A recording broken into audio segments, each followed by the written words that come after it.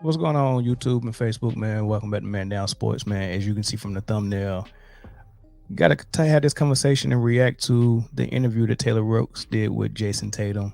I seen this been circulating around the internet a little bit because, she said some things about what a superstar is and who's a superstar and who's not a superstar. And I think she mentioned that Kyrie was and Dame wasn't.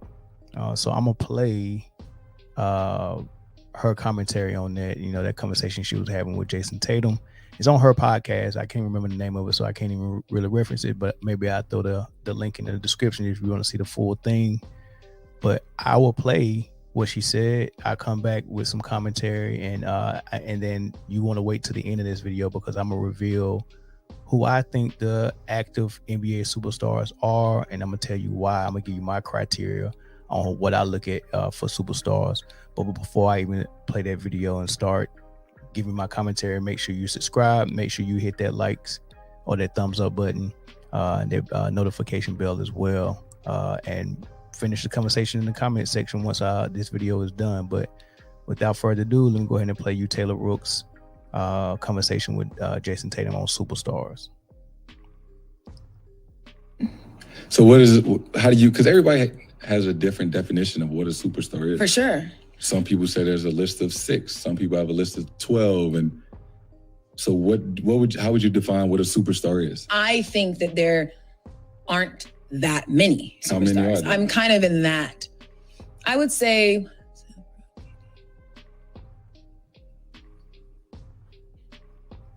6. What? Superstars. I think there's a lot of stars. I have probably more stringent criteria of what I think a superstar is, because then you'll start naming them, and then you say, well, is this player actually in the same category as a LeBron or Steph? And so if you have those two people as kind of what your marker is, what other players are in that tier? Do you get what I'm saying? I'm almost afraid to ask you, is this person a superstar? I want to ask you, because you said there's only 6. I, in my head, think it's 6. But, I mean, it doesn't matter to me. You can ask. Is Kyrie Irving a superstar? Yes, Kyrie is. So, okay. Do you want me to say what I think about you? I agree. Okay. But then, is Damian Lillard a superstar? I think that Damian has all of the superstar qualities, but it's hard to put him in this moment because of he just needs a little more. But obviously he has that in him. Needs a little more. I mean, he's gotta win. He's gotta get there. To me, that's some of it. So so she started out kind of good with what she was saying. I kind of agree with her. You need to be very stringent on giving that label out or that title out, superstar. And what I mean by that, don't do it prematurely and don't set the bar low. Make that bar very high, and don't do it prematurely just because a guy shows you some of the superstar qualities, or he have a superstar performance or a superstar moment, or even a superstar year, right? I mean, because we've seen people win MVP and just have an extraordinary year, but we're not passing out that label superstar. Like Steve Nash won 2 MVPs in a row, and I don't know if I would say he was a superstar. Westbrook won an MVP because he set a record for triple doubles, and we just automatically just start calling him a superstar, right? But no one has a criteria or a definition of superstar. And Jayson Tatum asks her, okay, well, what is your definition of a superstar? And I don't know if she really has one, because what she answered with is only 6, right? Okay, you telling me you think it's only 6, but you're not telling me what your definition is. And that's why I want to kind of do in this video right here. I have somewhat of a definition that I throw out there. And the good thing about that is you can apply that across the board, and it's not biased, because she showed her bias when he asked her, well, if Kyrie's a superstar, what about Dame? And what it really is they both have superstar game. That's why she said he has superstar qualities. So you're basically saying he has the talent of a superstar, but he's not a superstar because he hasn't won, right?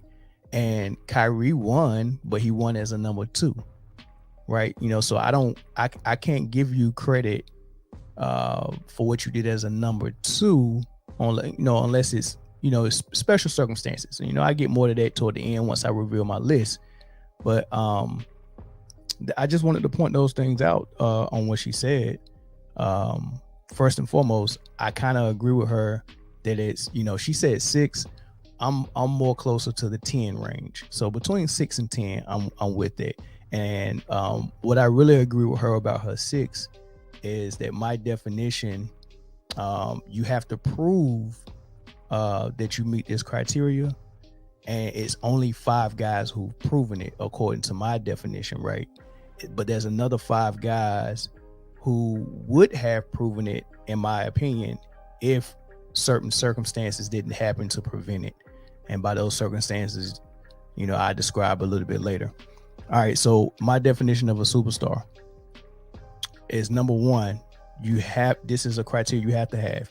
You have to meet this criteria. You have to have extraordinary, generational basketball talent, right?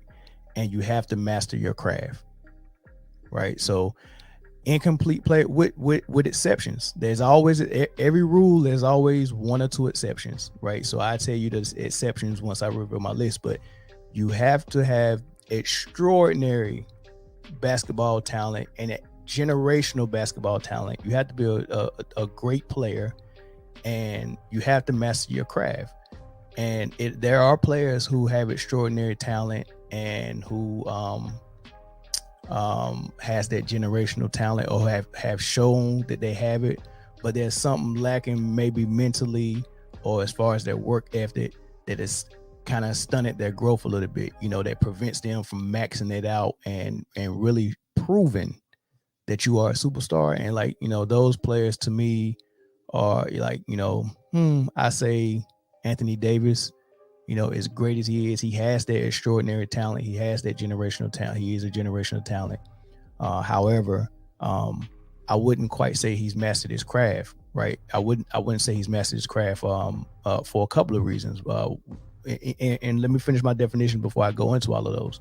But the exceptions to that rule is Giannis. I don't think Giannis has mastered his craft. He's still a growing product. He can't even shoot yet. He's getting better with that. However, he is a generational talent, and he is a extraordinary talent. And the stuff that AD lacks, as far as his motor and his work ethic and all of that stuff, Giannis maxes that out. So it kind of overcomes the fact that he didn't master his craft yet. Right. So for Giannis, he's the exception. Right. That's the only exception on my list, as you'll see when I get to it, is Giannis. But you have to have that. You have to have the extraordinary and generational talent, and you have to master your craft.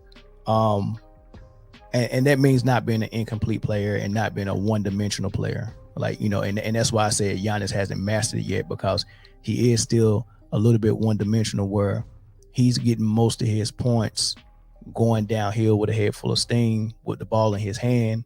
But it's not like he's coming off a pin down screens, doing throws, catching shoots, and have like this extraordinary post game and all. He don't have those things. For now, Giannis is getting his buckets by driving to the hole, and that's pretty much it. The onesies, twosies here and there, he might get a little something in the post every now and then, but for the most part, he's a little bit one-dimensional. So he's the only person on the list, once I reveal it, that hasn't mastered his craft to the point where he's not one-dimensional. On offense, of course, he's a complete player on defense, but on offense, one-dimensional.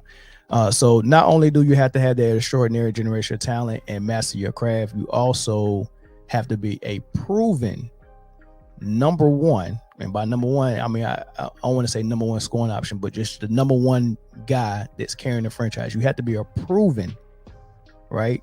Not potential, but a proven number 1 that makes his team a contender, and you can carry a franchise, right? And like I said, there's only 5 guys that are actively playing that have proven that they are, number one, extraordinary generational talent who mastered their craft, and number two, a proven number one that has carried their team and made them a contender or won it.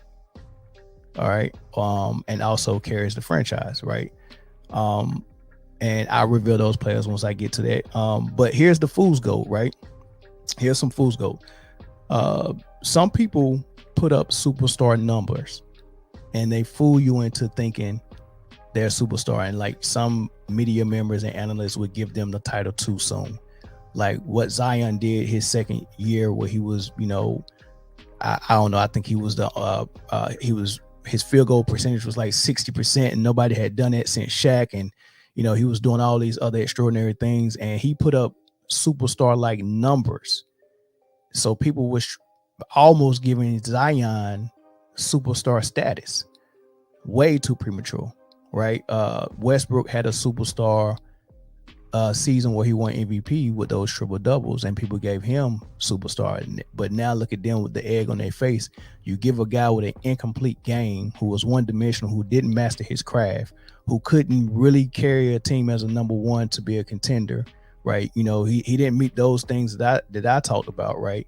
But since he has extraordinary athleticism and he had some numbers with the triple doubles, that's the fool's gold to make people think he's a superstar, but he's not, right? So some people also have extraordinary athleticism, like I just mentioned, and Zion and Westbrook both fall into that category.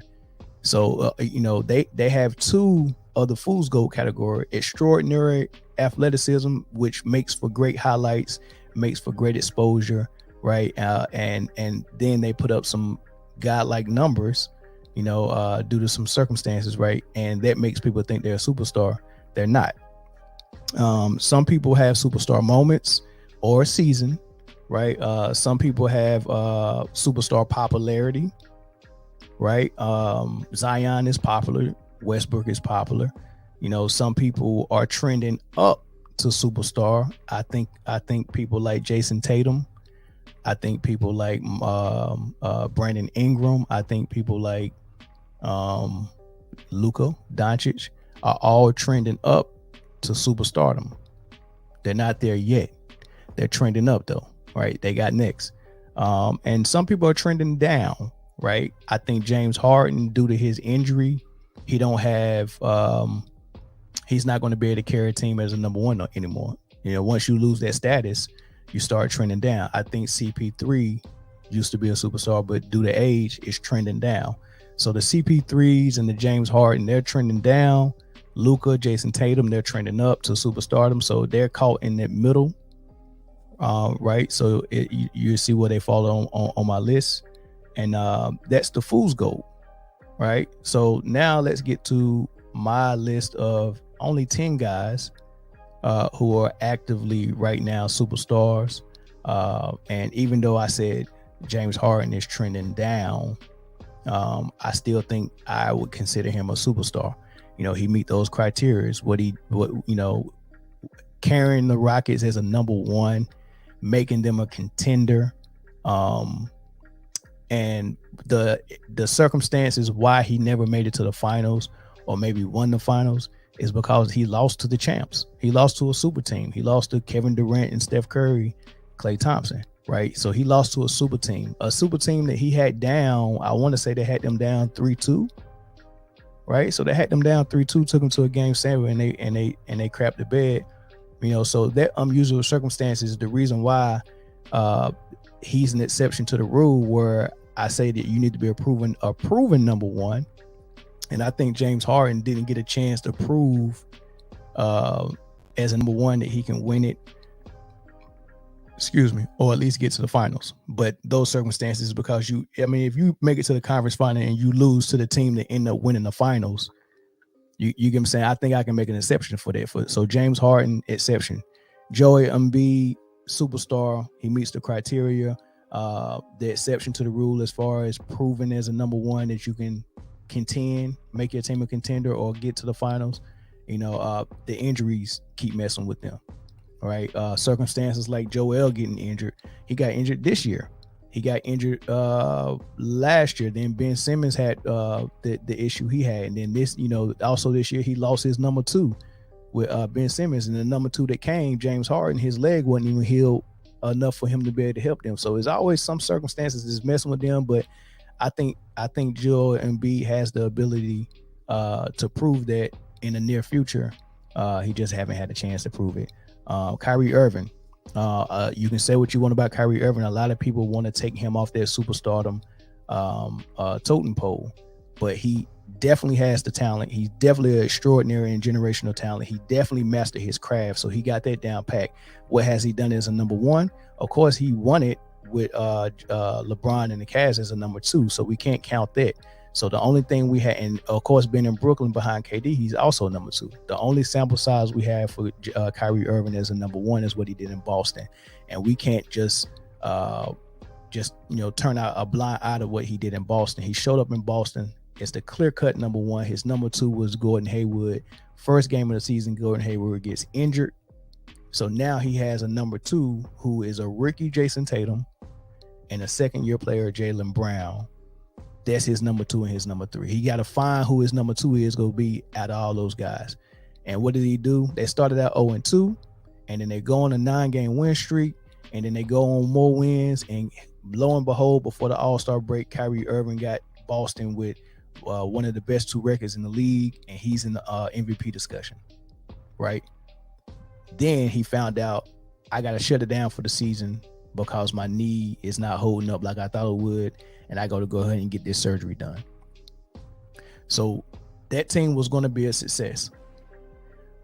The bottom fell out when he came out the next year because he comes back healthy, but not only did he come back healthy, Gordon Hayward comes back unhealthy because his injury was so serious and so bad, and the rehab he had to go through to get back to try to start the season. He might have came back a little bit too soon, and on top of him coming back a little bit too soon, Brad Stevens, who was his college coach, who probably got a different type of relationship with him than any other player that was on his team, forced him back into the starting lineup before he was really ready. He couldn't guard nobody. He couldn't be relied on. He didn't look the same doing back-to-backs. And then you take this team of Tatum and Brown, who all emerge in the absence of Kyrie Irving and Gordon Hayward, and you tell these 2 guys who was ready to start performing because they performed in the playoffs without them, you take them and give them a back seat to Gordon Hayward, who they can visually see that he's not ready. And that caused a strife in the locker room because they all play the same position. You got Gordon Hayward, Tatum, Brown, and they're losing minutes to a guy that's not even ready, who can't even defend. The issue wasn't Kyrie. The issue was who was going to be the number 2, and they all was arguing about it. They all had phenomenal playoff runs. Terry Rozier, Marcus Smart, Jaylen Brown, and Jayson Tatum. 4 guys who all had phenomenal playoff runs. All were young. All was fighting to be the next guy. All was fighting to prove that they deserve a good contract, and they all wanted to be Kyrie's number 2. There was no dispute on who the number 1 was. They all wanted to be Kyrie's number 2. I can prove that to you. I just played this clip from Jayson Tatum from an interview when I think he was with on the Old Man and the 3 with JJ Redick, and he explained what happened in Boston. I want to follow up on that second year, that 2018-2019 team, because there's a lot of speculation about that season, about that locker room. And you just said, I think, something to the effect of, we couldn't figure out. Why do you think that is? Why could that team never fully gel into what it could have been? It was a combination of, Kyrie and Gordon coming back, and, they were, obviously we know what Kai's capable of, but, Gordon was coming off an All-Star the year before, and was and still is, a very, very good player. But then you have myself and JB and Terry that, naturally we wanted more. We were young, and, we knew what we just, accomplished and how close we got. We wanted more. We wanted to be, the guys. And everybody was, I think, a little, resistant of, instead of we're all playing for the same goal. we're all going to get paid. We're all going to be all-stars or whatever. And I think life would just be better if we all win, like if we win a championship. And I think everybody played a part in that. I know I did for sure. You know, as bad as I wanted to win, I wanted to be, all right, we all knew Kyle was the best player, but I wanted to be number 2. And you know, I take responsibility for, you know, some of those things. But just looking back on it, especially, you know, the Warriors not even being full strength in the championship, like you can't help but think like that could have been us. There you go. So you heard it from the horse's mouth, man. He said we all knew Kyrie was the best player, but we all also wanted to be his number 2. Al Horford, Jayson Tatum, Jaylen Brown, Gordon Hayward, Terry Rozier, Marcus Smart, 6 guys who all felt like they should be the number 2 behind Kyrie. And it just destroyed the locker room. And Kyrie took all the blame for that, because it got out in the media when Kyrie had a team meeting and he was fussing at all the young guys, trying to get them in line. And he was basically supporting Gordon Hayward. Like, hey, Gordon Hayward is the guy who is getting paid this big contract. He's the all-star. He's the veteran, right? Y'all gotta respect it and fall in line. And he was trying to get them in line, and that leaked to the press, and that was the first thing that got Kyrie in a bad light with the media. And then it fell apart from there, you know, to the point we had to leave Boston. And the story that comes out of that is, oh, they did better without Kyrie. I mean, come on, man, this is ridiculous. But yeah, Kyrie is a superstar. There's no doubt about that. Dame Dollar, right? I really hoop just said Dame Dollar. That was next. I think Dame Lillard is a superstar. And yeah, he got everything I mentioned before. The exception to him proven as a number 1 that he can carry a team and contend and carry a team far. I mean, he's been in the Western Conference Finals, but never been to the finals. But why? I mean, he same reason why Harden didn't. He's losing to this super team, which is the Warriors with KD. He's losing to that team and can't get to the finals. So I mean, it happens, man. Why don't Stockton and Malone got a ring? Because they're losing to the GOAT. Why don't Ewing got a ring? He kept losing to the GOAT. I mean, it is what it is. Like, those are circumstances. I'm not gonna hold that against them because they losing to the team that's winning it every year. Because everybody in the playoffs that face them is gonna lose, right? More often than not, you know. So that's what it is, right?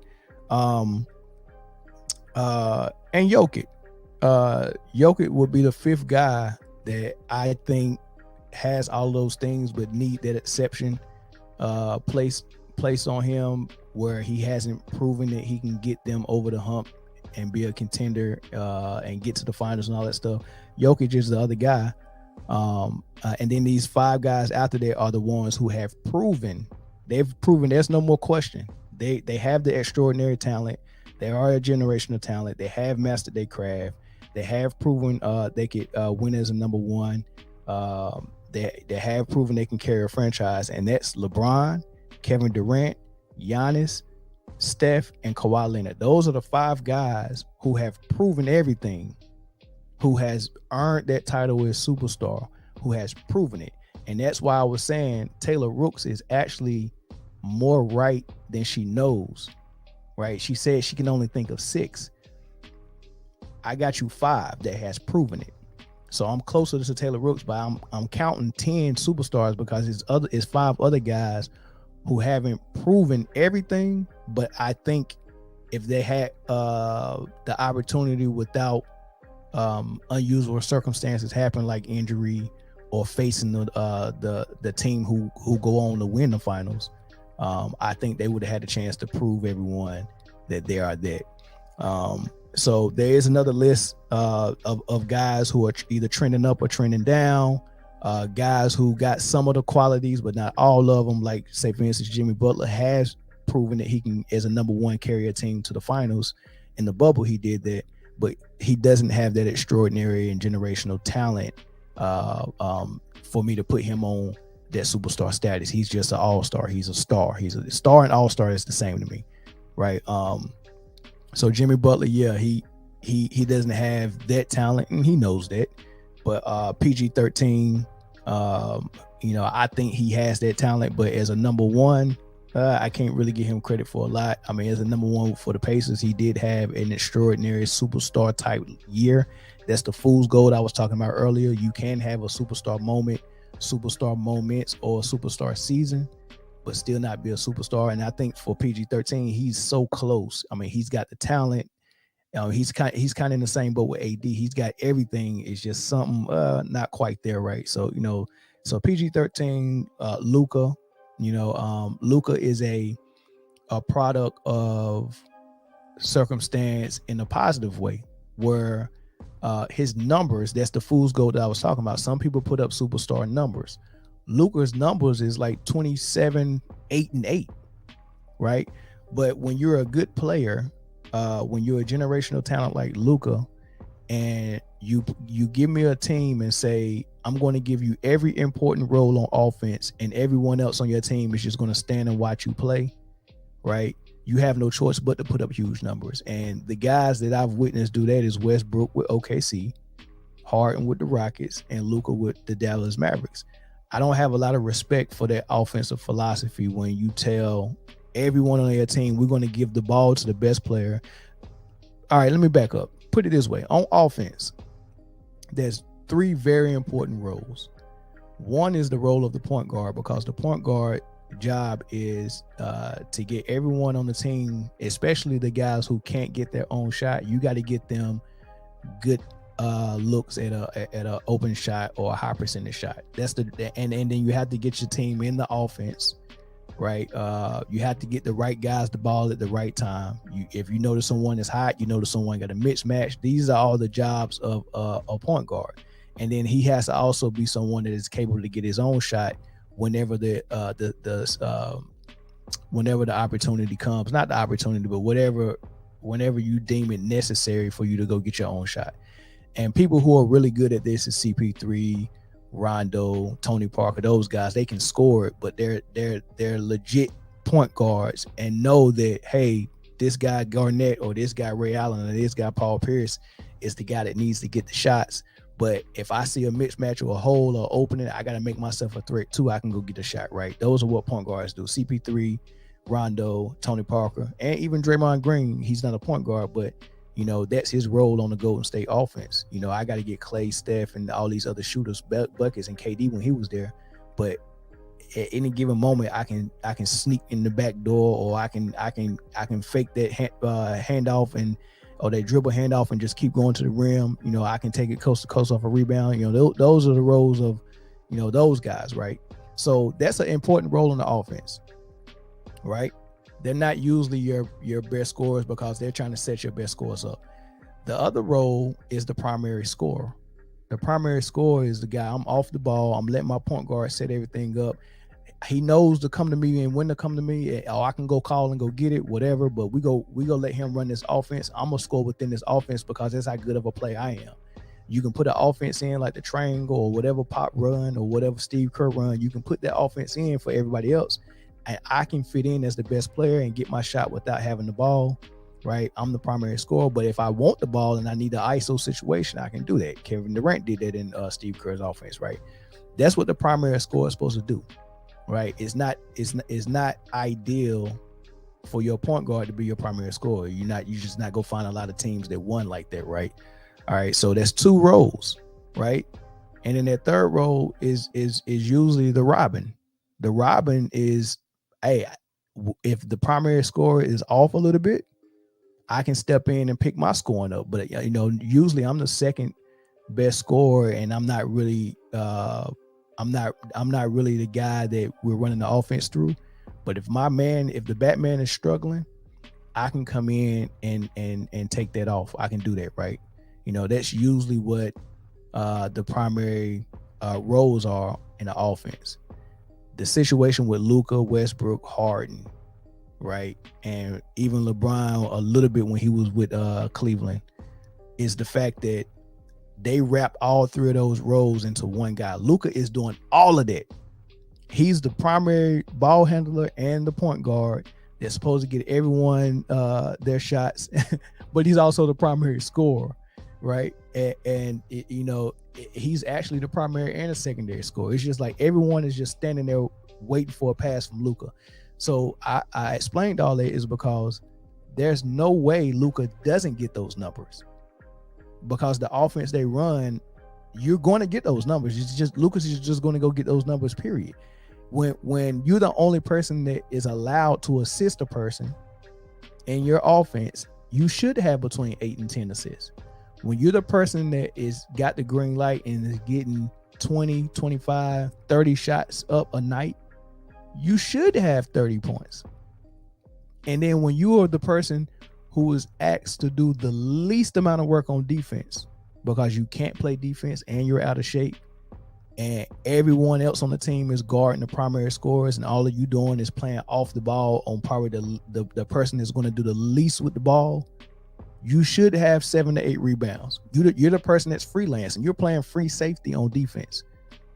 You're never guarding the primary scorer because you can't. Right? So I never come to a conclusion based off a player's numbers. What people will say is, oh, Luka's a superstar. Why?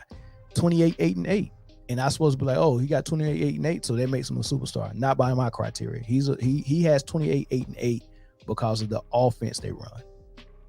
Right? But he does have extraordinary talent, generation talent, but he hasn't met all the criteria. He's trending up though, but he's not a superstar.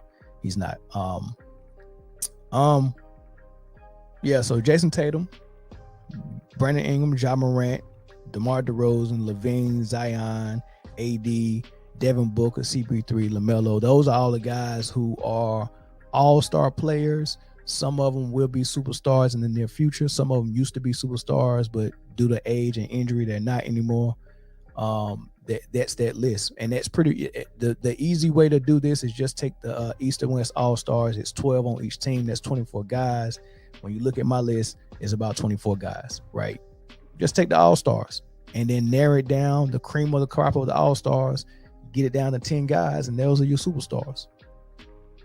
It's very simple, very easy. Out of the 10, 5 have proven it, and the other 5 haven't quite proven it yet, but we think that they're the same caliber player as the 5 that have proved it. Circumstances just didn't allow them to. So that's my criteria. Let me know how you feel about it. Hit me up in the comment section just like as usual. And that's it for this video, man. We'll catch y'all on the next one.